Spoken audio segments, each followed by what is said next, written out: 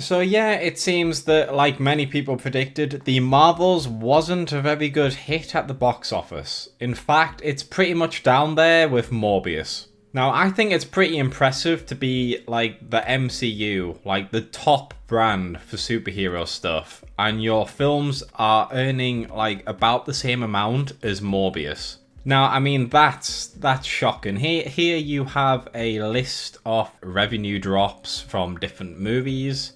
And yeah, it's not looking good for the Marvels.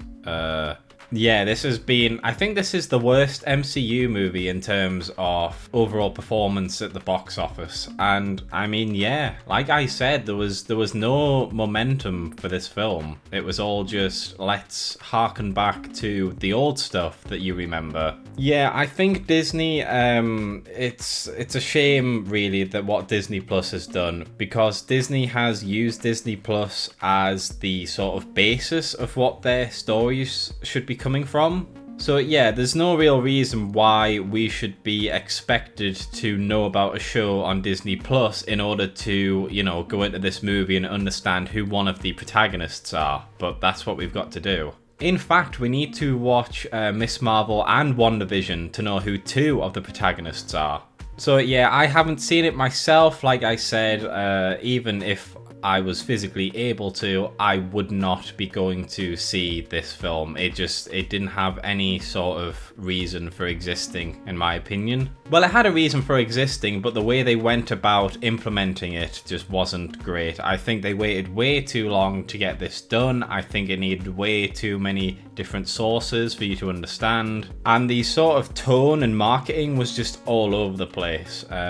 So yeah, it doesn't surprise me that it hasn't done very well. A lot of people have, you know, said it's hilarious about how badly they've fumbled this. I don't know about the other two, but I know the actress Iman Vellani for Miss Marvel, she's you know, she's been upbeat about it. She's just saying that she's done her best and they've made the movie they tried to make and there's nothing else that can be done, which is, you know, good on her. I think that's a very good sport about it. But you can clearly tell from like higher up executives that this film was supposed to be a hit and it was supposed to introduce new things and shake things up, but that just hasn't happened, and no amount of key jangling and having Kelsey Grammer's Beast in it is going to change that.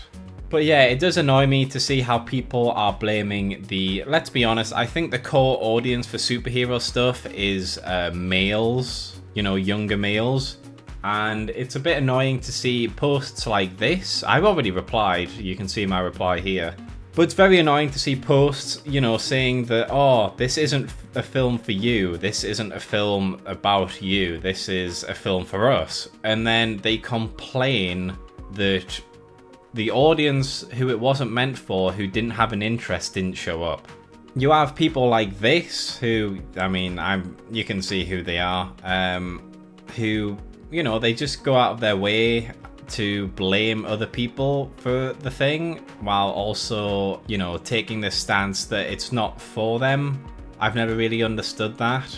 I mean, realistically, you should be trying to make a film that is, you know, for everyone, that everyone can enjoy. You shouldn't be trying to segregate who sees your films. But if that's what you're going for, you then can't blame the other audience that you know, you said yourself, it's not for them. But apparently that's what a lot of accounts I've done. This is the main example, but if you know, go on Twitter and search, you can always find some more people who are blaming others, saying that, oh, it's a good movie, you know, it did what it set out to do. It's the highest earning film for a black woman director. But at the end of the day, it's just very clear to see that the audience that it was focused on just wasn't interested in it, and then now people have started to blame the main audience, and yeah, it's just very annoying for me. Like I say, you can always check out my Twitter. I usually try my best to interact with the latest stuff, and yeah, this is just my reply to it, because it's a bit ridiculous to expect that from an audience that it wasn't intended for. And then there's Doctor Who news, and just when I thought that Doctor Who was going to make a comeback after the terrible, you know, other seasons from the 13th Doctor, the 11, 12, and 13 season. Yeah, it turns out that it doesn't look like it's going to get better. So Russell T Davies has basically said that they're going to change Davros's design. He's not going to be a disabled villain anymore. They're going to change him completely. And from the way it sounds like they're going to change it so that this is how he's always supposed to be. It doesn't seem like there's any explanation that's going to be given in depth to explain the new look. It's just going to be his new look to stop him from being a disabled individual. And I think that's just completely fucking bizarre. You know, I think it's a bit stupid to say that having a evil character be disabled is bad on disabled people, because you can have evil people be whatever, really.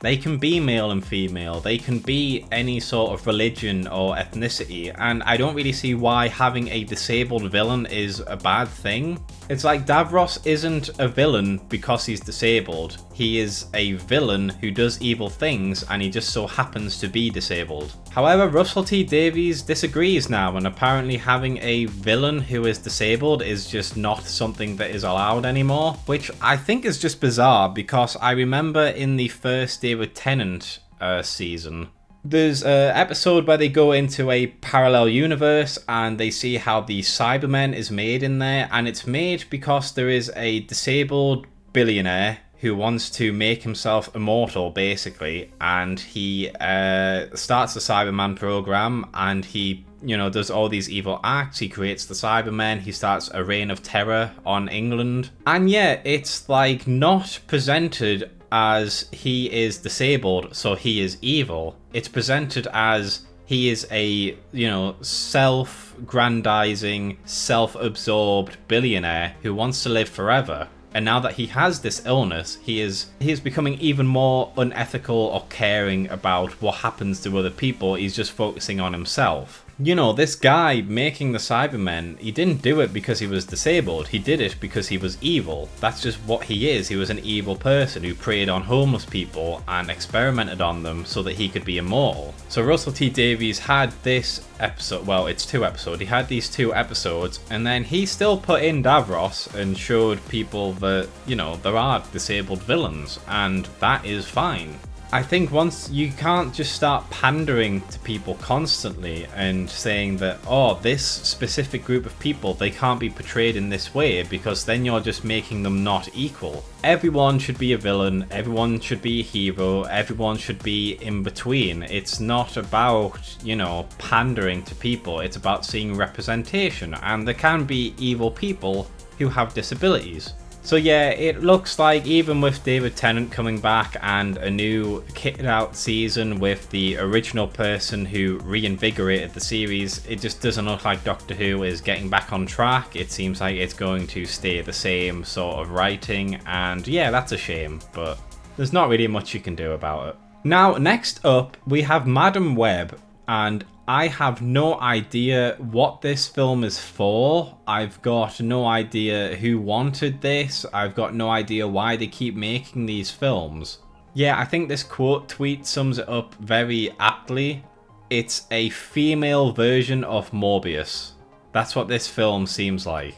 Everything about this trailer just seems to be very shoddily shot. It seems to be just a bad idea in general. Once again, this is going to be a character that is heavily associated with Spider-Man, where a Spider-Man character is not involved in it. Sony seem to be just doing that constantly. I've got no idea why you just wouldn't like continue Andrew Garfield's Spider-Man and just have this universe be around him.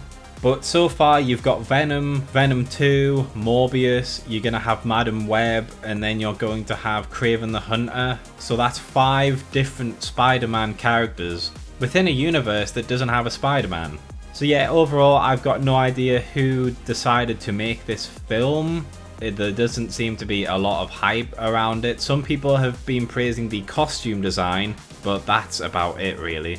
Most people are just seeming to mock the stuff, and yeah, this is another one. Mid-2000s superhero movies are so back. I mean, yeah, this just looks like a more expensive Elektra, really, let's be honest.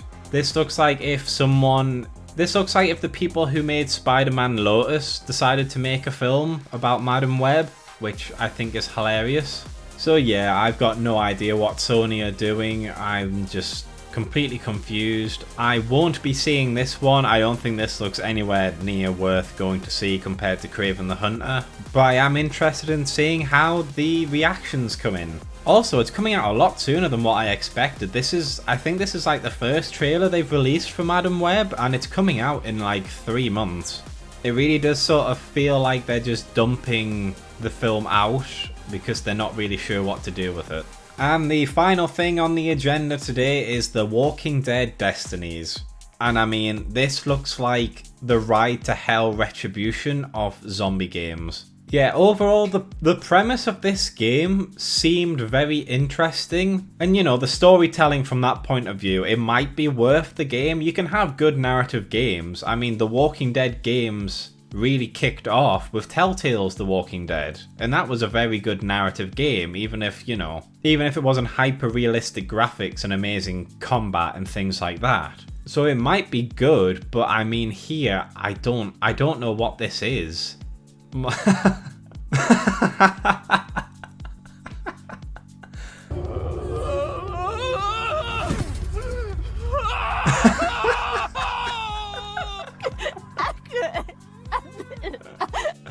Oh my god, yeah, I don't know. It just seems like a horrifically bad game. We either take care of this right now, or we just gotta go. Now hold on, Shane. You can't tell me you're okay with this. Get your weapons, y'all. Time to grow up. Shane, that's enough. You damn right that's enough. I don't know why they've gone static cutscenes. I don't know why it was so hard to make just a normal cutscene, but the voice acting isn't great either. So yeah, The Walking Dead Destinies doesn't seem to be off to a good start. I mean, there's already videos coming out about how terrible it is. Yeah, maybe if it goes on sale, I might get it. But I mean, this is just hilarious, you know? I can't believe that games these days are just like this. But yeah, that's pretty much all I wanted to talk about, really. I just can't believe some of the stuff that's been released recently. It's just awful. Yeah, so in terms of a channel sort of update, basically, if you've been here regularly, you'll know that I'm doing a Man of Steel series. And I said I was going to do some smaller videos to, you know, sort of break up the weight for that.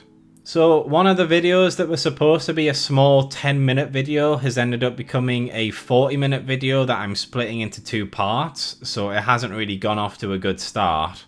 But yeah, I am going to get more new stuff out. Like I say, I'm going to continue doing these Loomar thoughts videos, you know, just to give my opinions and to help pad out the content a little bit, I guess, while you wait. I am working on those videos. It's just taking longer than I thought. And the amount of content that I'm having to make with this other video was a lot more than what I was expecting.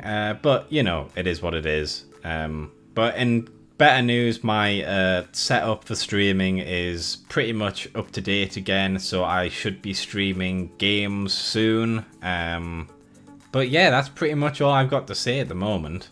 Thank you for watching my video. Hopefully you enjoyed it. If you could like and subscribe and check out some of my other videos, that would be great. And if you're feeling really generous, please consider looking at my Patreon or donating through YouTube membership. But overall, I just hope you had a great day, and hopefully I will see you in the next video.